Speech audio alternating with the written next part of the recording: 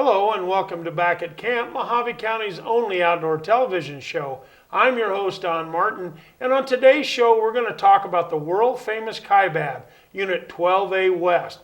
Now we're going to tell you how to find great big mule deer up there, so you're going to want to stay tuned today. Don't go away, we'll be right back after a word from our sponsors. Welcome back to Back at Camp. I'm your host, Don Martin, and with me today is Jay Chan. Jay, welcome to the show. Thank you, Don. Now, as many of you know, Jay and I, we pretty much tag team on big game hunts in northern Arizona. And recently, Jay and I had the opportunity to go on a real special Kaibab hunt. And we're going to tell you all about that hunt. But first, I want to give you a little background about the Kaibab.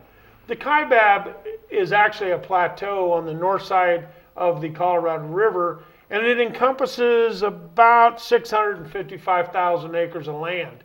It's basically broke down into two game management units. It's 12A West, which is located on the west side of the plateau, and 12A East, which is located on the east side of the plateau. Now, the Kaibab is bordered by the Colorado River on the east. It's bordered by the Grand Canyon on the south, and it's bordered by the Kanab Creek Wilderness area on the west, and to the north is Unit 12B. So it truly is just a big mesa kind of out in the desert out there. And actually the word Kaibab is a Paiute word that actually means mountain laying down. And if you look at the Kaibab Plateau from a distance, that's exactly what it looks like. It looks like a mountain that's just laying down up there. Now, the Kaibab the Kaibab National Forest was created in 1908 by a presidential proclamation, and the land there is managed by the U.S. Forest Service. However, the animals there are managed by the Arizona Game and Fish Department. And as anybody that hunts mule deer knows, the Kaibab is synonymous with big bucks. But Jay, as we know, that reputation has been there for a long time, and we've taken some great bucks up there, but we're not seeing the giant bucks like we used to see up there. Yeah, that age group, I think, by intent, has changed over the last few years, probably the last 10 years. We've seen younger and younger bucks become harvested. Right. A little different than the Arizona Strip. Right. Oh, definitely. But definitely has a lot of quantity. Oh, and potential. It's got the genetics there. It's got the minerals in the ground to produce some really outstanding antlers. And the thing is, on the Kaibab, I look back. I can think back in the 70s when I hunted up there. There was 5,000-6,000 permits. Now there's 500 permits on one hunt, and 135 on the other, and the quality's still not there. So I think that herd's rebounding back. But it's a great opportunity to go as long as you understand what you're looking for up there. So, and then besides mule deer, there's some other things up there. It's home. The east side Kaibab is actually home to one of the two free roaming herds of buffalo in the United States. It's called the House Rock Valley herd, and there's about 150 animals in there. And Game and Fish allows a limited amount of hunting up there for buffalo. Mm-hmm.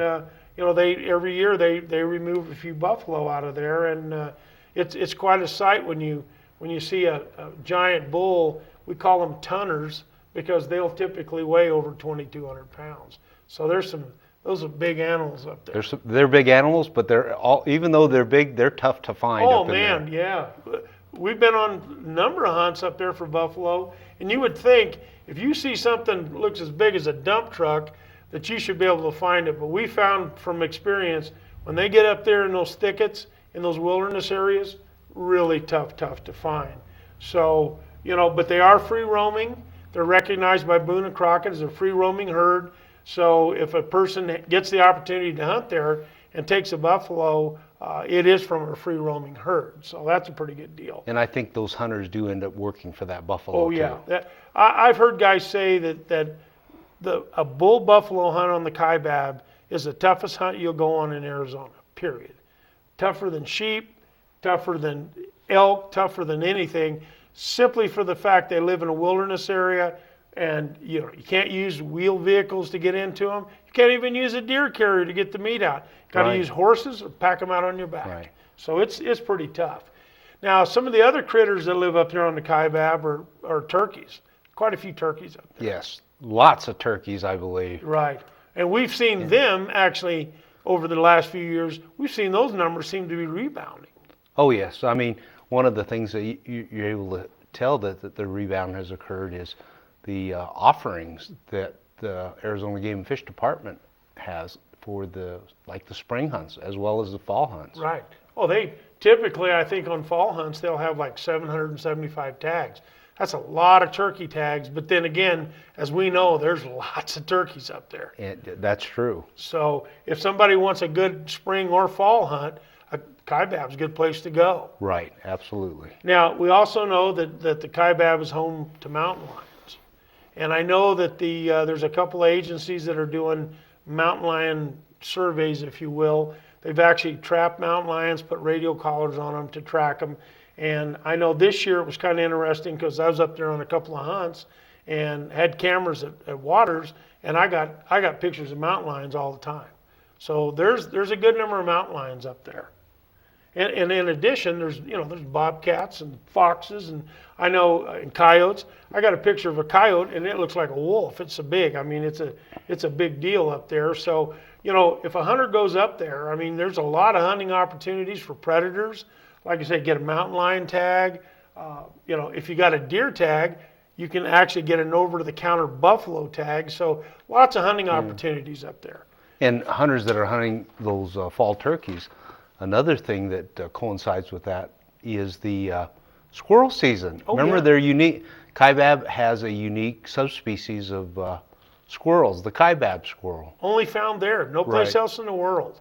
So they're kind of neat. They're white, got big long tassel ears and beautiful white tails and white underbody. And they're great looking squirrels. And they live. I mean, we've seen them down in the lowlands, but down there in the pinon junipers. But primarily they live up at the top in the ponderosas. Right. And if it's cold, they'll be hibernating. But this year we saw squirrels all over the place because there was no snow. So that's what it is. Now, also found up there are bighorn sheep. And we don't see very many of those because we don't generally hunt where the sheep are found, but there are definitely bighorn sheep, and Game and Fish actually allows a few sheep tags up there. So, but I understand that those sheep hunts are as tough as you can get. And when we go over there and look off in the Kanab Creek Canyon, I don't want to go down there. Yeah, you appreciate when you're looking off the edge. Yeah. And it's stair step, and it may be a rock climber's paradise, but to the average person, I would say it's. Don't put in for that. Yeah. If you want to go sheep hunting, you want to go around here. You want to go to 15D or 15C North or B West. Forget about the Kaibab for bighorn sheep. And when we're up there, we have an opportunity every year. We get to hunt with different people, and this year I know that we had the opportunity to hunt with Tom Cromie from Washington. What a super great guy! His friend Jim Mathers came along with him, and Tom had actually put in and drew tag 1 out of the 135 that were offered.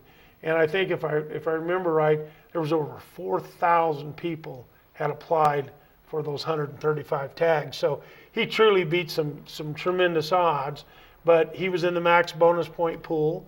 And like I say, got lucky and drew tag 1, and he wanted to kill a big buck. So, we couldn't hunt the first 3 days with him because we had another little adventure. We had a little adventure with my grandson, and Logan ended up getting a pig in a couple hours.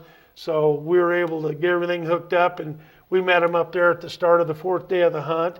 And, they had already, I told them where to go look, and they had already been on deer, seen bucks, passed 3 or 4 points.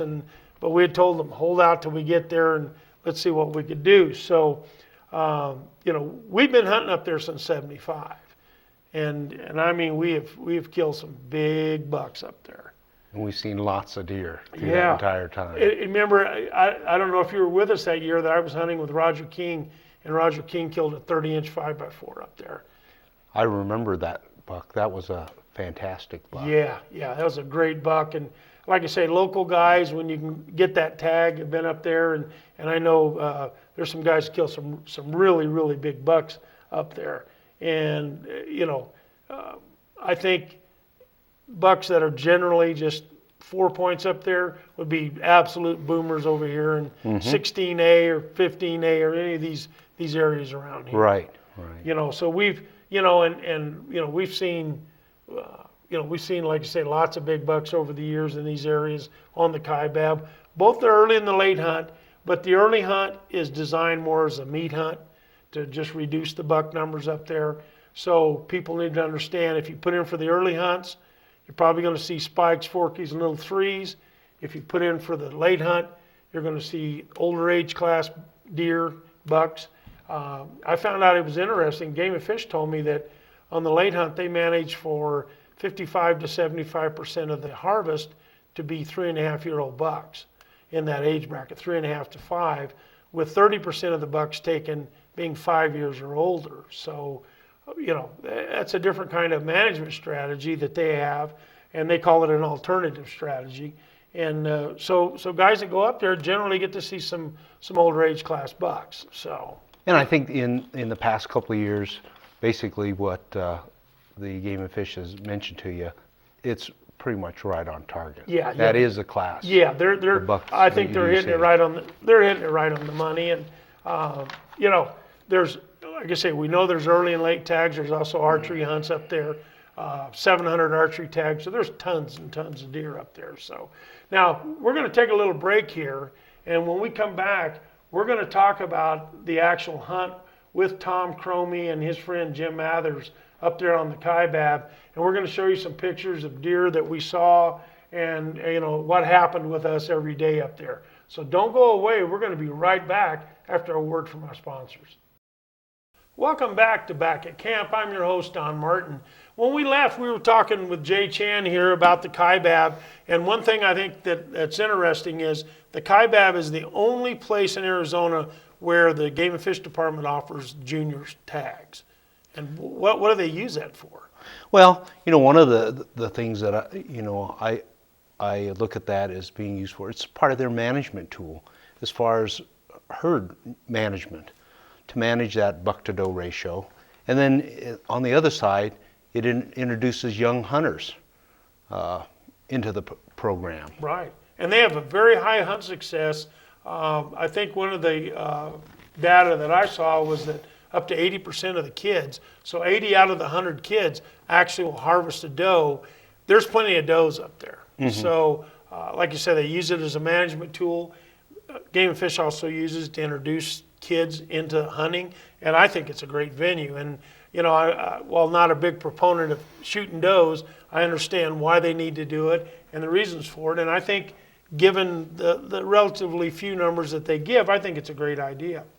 Now let's talk about Tom Cromie and his hunt. We didn't get up there till the 4th day, and Tom and Jim were already there, had their big wall tent set up next to our 5th wheel. We weren't going to sleep on the wall tent. We were going to sleep in the 5th wheel. And and it was funny because talking to Tom, it was pretty obvious that he's more of a meat hunter than he is a selective hunter. Yeah, especially being in that part of the country in the Northwest where basically they take everything that they can get. Basically, if it's a spike, it's meat. But you know what? That's different management. Yeah, and on the other hand, Tom has a 206-inch Magnum giant buck that he took over in Idaho, and I think he was in Muley Crazy magazine with that. So he has taken a big buck in his life, and we talked about it and said, well, what do we want to do here? We don't want to just shoot a deer. So we developed this go big or go home philosophy. Of course, there's always a downside to that. When you adopt that, you can take your tag home. That's right.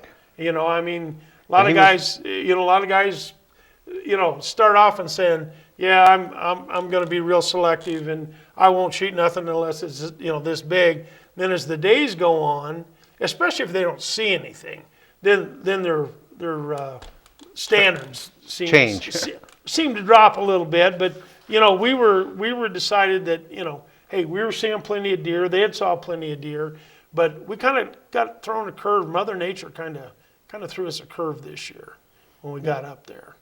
It's just a little warm. Little warm, no snow. And snow helps trigger that. The migration. Exactly. And so instead of all the deer being pushed off the mountain into the winter range, we actually had deer still up on top in the transition and out on the winter range. So we had the whole thing we had to go look through, and we didn't have any trouble finding deer.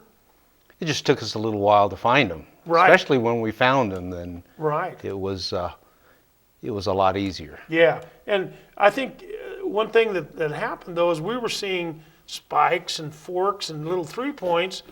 Rut should have been going on, but it wasn't going strong. And the 4-points were just, it didn't seem like we were seeing a lot of them.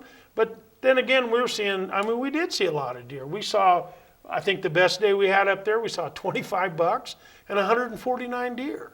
That's a pretty good day of deer hunting. Yeah, and I don't think there's another place in the state that you could have a day like that. Oh, I don't think so either. And one of the things we found though was even the 4-points, they seem to be on the young side, the 3.5-year-old bucks. Not tremendously big racks or heavy racks. They were nice bucks. Any place else in the state except the Strip, you'd tip them over. Yes. Because those are great bucks, but not on the Kaibab. You're holding out for a truly exceptional buck, and and like I say, when you do that, you're going to spend a lot of time. You're going to burn a lot of shoe leather. You're going to burn a lot of glass looking for these different animals, and and we did. I mean, daylight to dark, we were up and down and all around, it seemed. Yeah. And I think we saw deer all day long. They seemed to be moving fairly well. Right. Even though we had a full moon.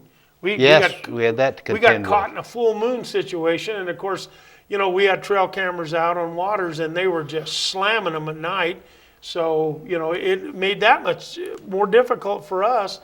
But we were still finding deer, and we talked to other hunters and other guides, and it was pretty much the same thing all over the place. And guys were taking bucks, but they were generally between 22 and 27 inches wide, and and we saw some good bucks that were taken. I know the guys from South Carolina that were camped down from us. He took a nice buck. Yes, and especially for not ever being in the area. And his reason for camping there is, I needed cell service. Right. So he didn't he know knew where. nothing. He had no knowledge at all. He just showed up there blind and took a very, very nice 25.5-inch 5x4 buck. And I think he was extremely fortunate to get an animal like that, considering his lack of experience. I think he was very happy too, because he was coming down to crunch time. Yeah, he was getting down towards the end, and he just wasn't seeing much, and I think he was pretty thrilled with that buck, and when he saw it, he took it. So, and then one night we get a knock on our door. We're just getting ready to do dinner. Get a knock on our door, and it's a guide that we met up there, super nice guy, and him and his client, and they stepped in the trailer and told us they'd got a buck right at sundown, and they wanted to pack it out, and they wanted to know if we'd go help them. So we turned off dinner and took off and went out in the boonies and in the dark, and got down there and found their buck, and it was an absolutely gorgeous 27-inch 5x4 that just, and they had told us they passed that buck. Right. And we couldn't believe it because of what we had seen, or what we hadn't seen. And of course he was looking for something bigger, but he was a highway patrolman, I think, from eastern Arizona. Snowflake, I believe. Snowflake or Sholo, somewhere over in that country.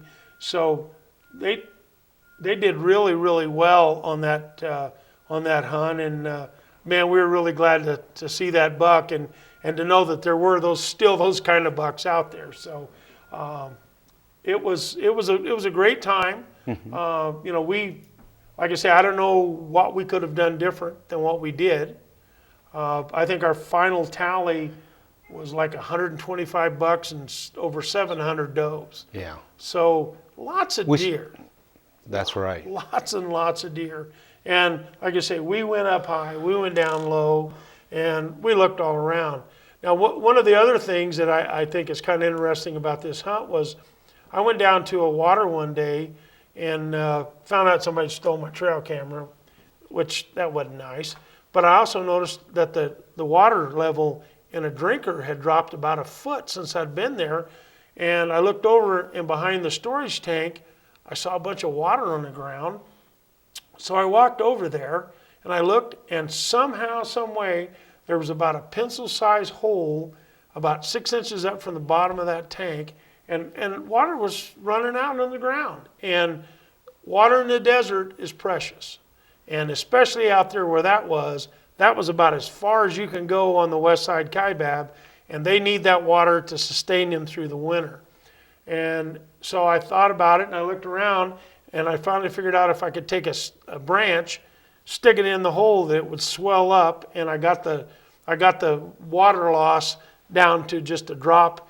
And we called Game and Fish, and boy, I was very pleased to see that the very next day, this was in the afternoon, the next morning, I saw a Game and Fish truck coming from down that area, and I actually went up there and checked, and they had went in there and did a repair on it, because they also realized that water is so critical in the desert. Well, especially that was in their winter range too. Right. And that is critical for them. I mean, for their survival, because Right. that's one of the And there was a lot of deer, there was a lot of deer in the area then, not to consider that later on what was coming down. what was coming down was going to need water. And like I say, I think the department's to be commended for their fast response to that, because that could have been devastating out there. And and it just goes to show that you and I as sportsmen, Game and Fish can't be there all the time. Forest Service can't be there all the time to look at these waters.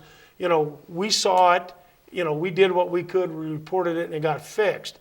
I think sportsmen should always be the eyes and ears of Game and Fish, not only for these water projects, habitat concerns, but to see any kind of illegal activity out there, they need to report it. And we've done that in the past. We saw a guy shoot 2 deer one time and shot one for his buddy, and we called Game and Fish, and subsequently those fellows were apprehended and were cited. But it's a deal where we as sportsmen have a responsibility, and to not only the animals out there, but to each other.